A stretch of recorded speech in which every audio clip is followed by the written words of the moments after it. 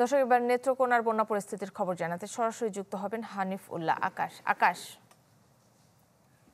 কাকলি, আমি এই মুহূর্তে দাঁড়িয়ে আছি নেত্রকোনার কলমাকান্দা উপজেলায়। এই কলমাকান্দা উপজেলার কিন্তু এই যে জায়গাটিতে আমি দাঁড়িয়ে আছি, গতকালকে কিন্তু এই জায়গার প্রায় 2 থেকে 3 ফিট উপর দিয়ে কিন্তু পানি প্রবাহিত হয়েছে। আপনাকে যদি একটু দেখাতে চেষ্টা করি, যে আপনি দেখবেন এখন কিন্তু এখানে পানি অনেকটাই কমেছে, যে কারণে আসলে দেখেন যে রাস্তাঘাট একটু পানি নেমে যাওয়ার কারণে কিন্তু ঘর বাড়ির ভেতরে যে পানি ছিল সেটা কিন্তু অনেকটা কমে গেছে। তবে যে বিষয়টি আমরা কথা বলেছি, যে এখানে আসলে যে বন্যার কারণে কিন্তু সবচেয়ে বেশি ক্ষয়ক্ষতি হয়েছে কৃষি জমি এবং যারা ফিশারি ব্যবসা করেন। আপনারা দেখতেই পাচ্ছেন যে আসলে অনেকগুলো ফিশারিতে কিন্তু আসলে মাছ যেটি ছিল সেগুলো ভেসে চলে গিয়েছে, এবং যে কারণে তারা বলছেন, কৃষক এবং মৎস্যজীবী যারা রয়েছেন, মৎস্য ব্যবসায়ী, তারা বলছেন যে তাদের ব্যাপক ক্ষয়ক্ষতি হয়েছে এই দুর্গাপুর এবং কলমাকান্দা পূর্বদলা উপজেলা। এবং এখন যে বন্যার যে আশঙ্কাটা আসলে সবচেয়ে বেশি শঙ্কা দেখা দিয়েছে, সেটি হচ্ছে নিম্নাঞ্চলে, যেমন নেত্রকোনার যে বারহাট্টা উপজেলা এবং সদরের কিছু কিছু যে ইউনিয়ন রয়েছে, সেগুলোতে আসলে পানি প্রতিনিয়ত বাড়ছে, এবং সে কারণে নিম্নাঞ্চলের যে বানভাসী মানুষের মধ্যে কিন্তু আসলে দুর্ভোগ দেখা দিয়েছে। অনেকের ঘর বাড়ির ভেতরে কিন্তু পানি প্রবেশ করেছে। যারা গতকাল রাতে মানে বাড়ির কিনারায় পানি ছিল, তারা কিন্তু সকালবেলা দেখেন যে ঘরের ভেতরে পানি প্রবেশ করেছে, যে কারণে কিন্তু তারা আসলে সকালবেলা তারা তাদের চুলো ধরাতে পারেননি, যে কারণে কিন্তু আসলে তাদের মধ্যে যে একটা শঙ্কা দেখা দিয়েছে যে পানি যদি এভাবে বাড়তে থাকে, তাহলে কিন্তু তাদের মধ্যে যে বন্যার যে ক্ষতি, সেটা কিন্তু আসলে তীব্র আকার ধারণ করতে পারে। তো কাকলি, এই ছিল নেত্রকোনা থেকে বন্যার সর্বশেষ। আকাশ, আপনাকে ধন্যবাদ। এবার শেরপুরের বন্যা পরিস্থিতির খবর জানবো। যুক্ত হবেন ইমরান হাসান রাব্বি। ঢালাইয়ের সেরা প্রিমিয়ার সিমেন্ট।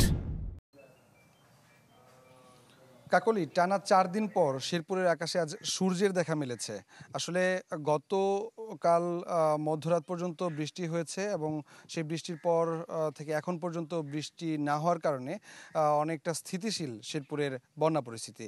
শেরপুরের 5 উপজেলায় এখন এই মুহূর্তে 2 লাখ মানুষ পানিবন্দী, এবং 1.5 লাখের বেশি কৃষক কিন্তু নানাভাবে ক্ষতিগ্রস্ত হয়েছে। আমরা প্রশাসনের সাথে কথা বলেছি, তারা বলেছে উদ্ধার তৎপরতা শেষ করে এখন ত্রাণ কার্যক্রম শুরু হয়েছে। তাদের সাথে ত্রাণ কার্যক্রমে কাজ করছে শেরপুরের স্থানীয় এবং ময়মনসিংহ, ঢাকা থেকে আগত বিভিন্ন স্বেচ্ছাসেবী সংগঠনের সদস্যরা। আমরা দেখেছি এই এলাকাগুলোতে পানি এর আগে কখনো ছিল না।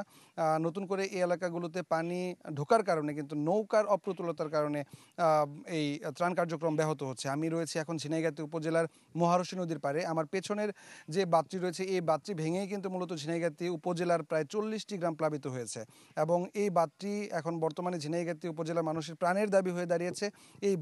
এইখানে বেড়ি বাঁধ নির্মাণ না করলে প্রতি বছরই বন্যার সময় মূলত এই বাঁধটি ভেঙে পেছনের যে গ্রামগুলো রয়েছে, অন্তত 40টি গ্রাম প্রতি বছরই প্লাবিত হয়। এবছর পানির বেগে মূলত বিভিন্ন জায়গা থেকে রাস্তা ভেঙে সহ বিভিন্ন সময় ট্রলি, ইজি বাইক সহ অন্যান্য গাড়িগুলোও কিন্তু ভেসে এসেছে এই চর এলাকাগুলোতে। আসলে নালিতাবাড়ী উপজেলা তো একই অবস্থা। চিল্লাখালী নদী এবং ভোগাই নদীর যে তীরবর্তী বাঁধ রয়েছে, সেই তীরবর্তী বাঁধ ভেঙে কিন্তু নালিতাবাড়ী উপজেলার গ্রামগুলো প্লাবিত হয়েছে। এখন এই উঁচু এলাকা থেকে পানিগুলো নেমে যাচ্ছে নিচু এলাকাগুলোর দিকে, যার কারণে নালিতাবাড়ির একটি অংশ এবং নকলা উপজেলাতে কিন্তু এখন নতুন করে আবার গ্রাম প্লাবিত হচ্ছে। তবে বৃষ্টি যদি না হয় এবং রোদ যদি অব্যাহত থাকে, তাহলে কিন্তু আপনার শেরপুরের বন্যা পরিস্থিতি উন্নতি হবে বলে বোঝা যাচ্ছে। কাকলি, ছিল আমার কাছে শেরপুর থেকে সবশেষ। রাব্বি, আপনাকে ধন্যবাদ। দর্শক, বন্যা পরিস্থিতির খবর জানাতে শেরপুর এবং নেত্রকোনা থেকে যুক্ত হয়েছিলেন আমাদের সহকর্মীরা।